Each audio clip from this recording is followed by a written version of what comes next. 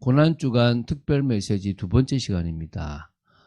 오늘 말씀은 고난주간 예수님께서 화요일에 하셨던 두 번째 날에 대한 내용이고요. 마태복음 21장 23절부터 27절을 합독하고 고난주간 둘째 날에 대한 주님께서 하셨던 모든 부분들을 나눠보도록 하겠습니다. 그러면 마태복음 21장 23절부터 27절 말씀을 한 목소리로 합독하도록 하겠습니다. 예수께서 성전에 들어가 가르치실새 대제사장들과 백성의 장로들이 나와 이르되 내가 무슨 권위로 이런 일을 하느냐 또 누가 이 권위를 주었느냐. 예수께서 대답하시되 나도 한 말을 너희에게 물으리니 너희가 대답하면 나도 무슨 권위로 이런 일을 하는지 이르리라.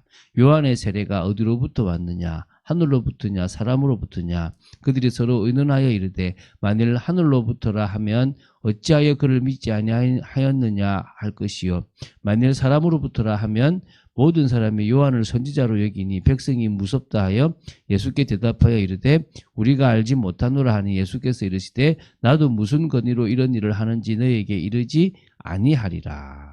아멘.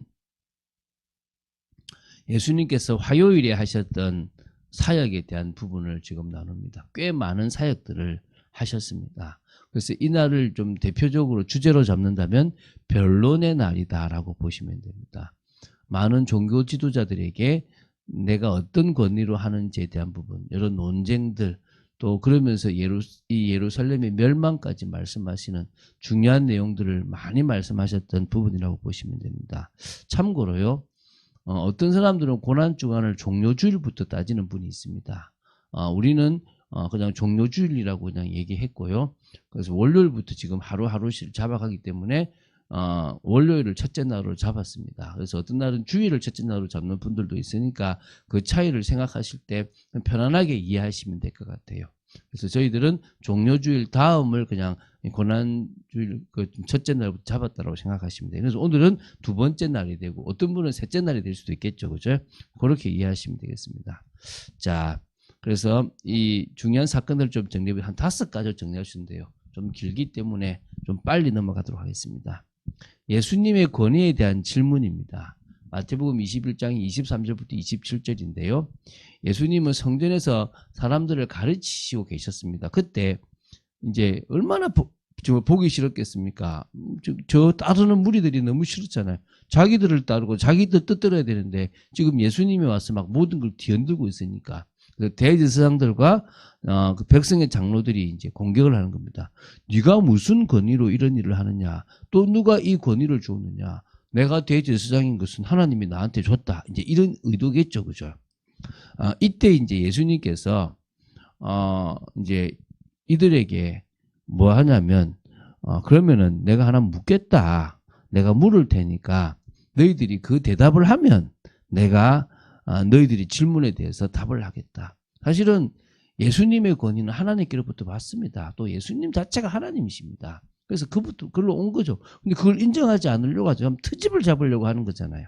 그래서 예수님이 요한의 세례가 어디로부터 왔느냐? 하늘로부터냐? 사람으로부터냐? 자, 그러면은 대답이 하늘로부터 왔다 그러면은 그러면 왜 너희들은 안 따랐느냐? 그렇게 배척했냐? 라고 하면 안 따른 것에 대한 책임이 될 것이고 사람으로부터다고 얘기할 것 같으면 어떻게 됩니까? 백성들이 많은 사람들이 무슨 소리 하느냐? 왜 세례 요한이 사람으로부터냐? 하나님으로부터지. 그러면 반란이 막 일어날 것 같으니까 침묵을 하게 되는 거죠. 말 안 하겠다. 예수님도 말 안 하겠다. 그런데 더 이상 이제 할 수가 없는 거죠. 그러니까 이게 지금 이 종교 지도자들의 딜레마입니다. 하나님이 보내신 사람도 거부해버린 거예요. 그러니까 결국은 자기들의 그 입지만 지키려고 하고 있는 모습이 있는 거죠. 자, 이제 두 번째입니다. 종교 지도자의 잘못된 모습에 대해서 경고하시기 위해서 3가지 비유를 가지고 말씀하셨습니다. 이게 마태복음 21장 28절부터 22장 14절까지인데요. 첫 번째가 두 아들 비유입니다. 두 아들이 있는데 아버지가 야 포도원에 가서 일을 하라 그러니까 첫째 아들은 예 가겠습니다 하고 안 가고 있는 거예요. 둘째 아들은 저 가기 싫은데요 라고 하는데 나중에는 뉘우치고 갔어요. 그러면서 하면 누가 더 아버지의 마음을 아는 사람이냐. 그 첫째 아들은 유대인, 그 종교 지도자들을 말하는 거예요. 둘째 아들은 누굽니까? 세립, 창녀와 같은 회개하고 돌아온 사람들을 말하는 거예요. 이들보다 더 의롭지 못하면 안 된다고 얘기하는 거예요. 한마디로 지금 계속 지금 종교 지도자들에 대해서 이제 이야기를 하고 있는 거죠. 두 번째 비유가 이제 포도원의 악한 농부 비유를 하는 거예요.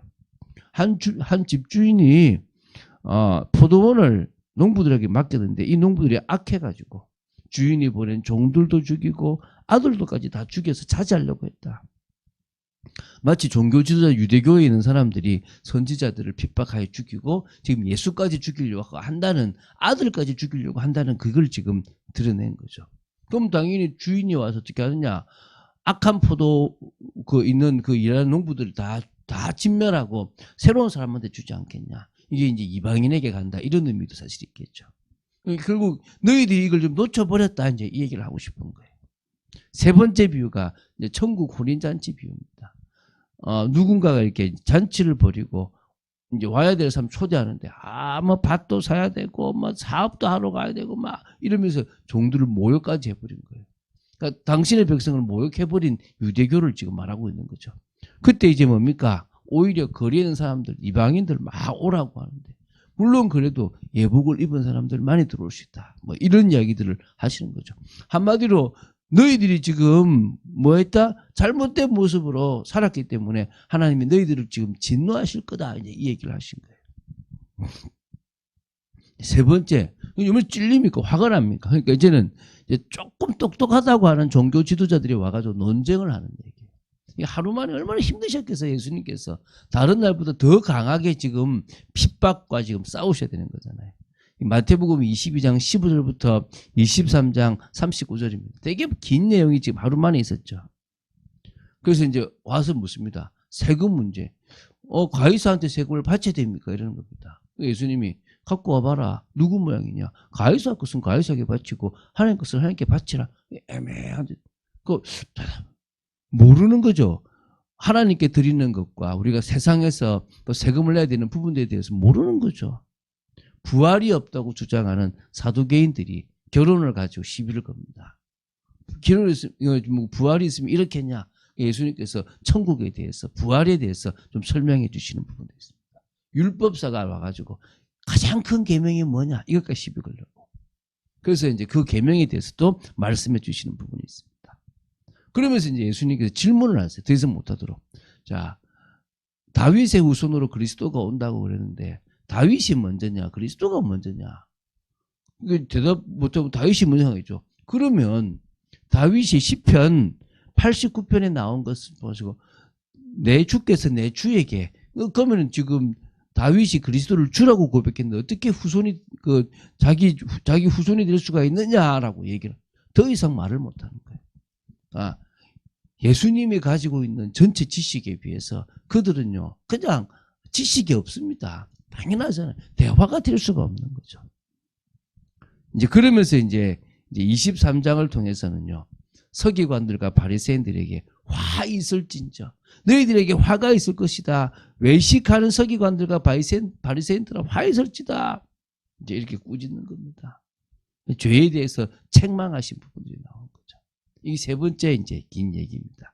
네 번째 하신 게 뭐냐면 예루살렘의 멸망에 대해서 경고하셨어요. 이게 24장과 25장입니다. 뭐 예루살렘이라기보다는 앞으로 있을 환란과 주님의 재림과 관계된 거죠. 그래서 먼저 성전을 자랑하는 사람들에게 이 성전이 돌 위에 돌 하나도 남지 않을 것이다 라고 지금 얘기하셨고요. 그리고 이제 감람산으로 이동하셔가지고 그곳에서 마태복음 24장과 25장의 그 중요한 말씀을 하셨다는 거예요. 이때 이제 주의 임하심과 세상 끝에 징조가 무슨 징조가 일어나겠냐라고 하는 제자들의 질문에 대해서 여러 환란도 일어나고 이런 인들 이야기하시면서 결국 주님이 재림하실 거라는 부분을 이어가죠. 그래서 그때 이제 미혹되지 말고 끝까지 믿음으로 견뎌라라고 얘기하고요. 그 재림에 대해서 7가지 또 비유를 해요. 무화과 나무 잎을 보면서 깨달아라. 그리고 인자의 임함이 노아 때와 같다. 그리고 그 중에 데려감을 당하는 사람과 버려둠을 당하는 사람이 있을 것이다. 충성되고 지혜로운 종이 있겠고 악한 종이 있을 것이다. 10처녀의 비유를 봐라. 달란트의 비유를 봐라. 양과 염소의 비유를 봐라. 이렇게 설명하시는 거예요. 꽤 많은 이야기들을 하셨죠. 그죠? 다섯 번째 마지막입니다. 이건 예수님이 하셨다기보다는요. 예수님 지켜보셨죠. 누구냐? 가룟 유다의 반역입니다. 배신이죠. 가룟 유다가요. 그날에 대제사장들을 찾아가는 거예요. 거래를 제안합니다. 내가 예수를 너에게 넘겨주리니 얼마를 주려느냐라고 얘기합니다. 그때 은 30을 달아서 주었고요. 그때부터 예수님을 넘겨줄 기회를 이 가룟 유다가 찾았다는 거예요. 그래서 지금 이게 뭡니까? 정말 힘든 시간이지 않습니까? 하루에 이 변론의 날로서요. 이때가 얼마나 지금 힘든 날입니까? 이 종교 지도자들이 그 반대를 다 이기셨다라고 보시면 돼요. 오히려 다음 날 수요일은 조금 이렇게 조용하시다고 보시면 돼요. 그리고 이제 목요일에 또 중요한 일들을 하시는 것들이 나오고 금요일에 돌아가시는 부분들이 나옵니다.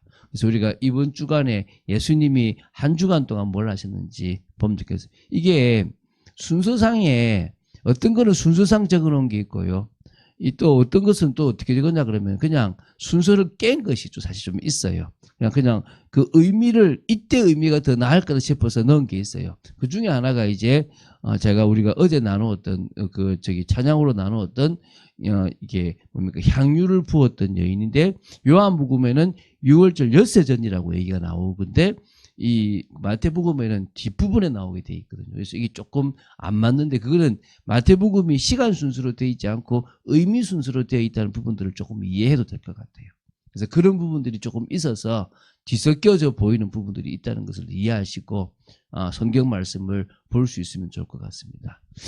정말 하나님께서 이런 중요한 말씀들을 통해서 하시고자 하는 부분들을 좀 제대로 이해하고 또 오늘 주님의 은혜 가운데 또 주님께서 우리에겐 역시 나의 주고 나의 왕이고 나의 그리스도고 나의 하나님이 되어진다면 그거 이상 없다는 것을 확신한 여러분 되시길 바랍니다.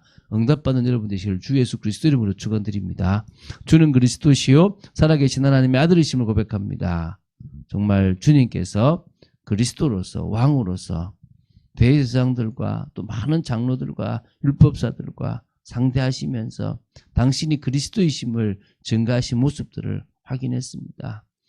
제자들과 또 많은 사람들에게 보여주시기 위하여 알게 하시기 위해서 하셨던 많은 것들을 저희들이 다시 한번 되새기며 역시 예수님은 나의 주고 나의 왕이고 나의 그리스도고 나의 하나님이심을 고백합니다.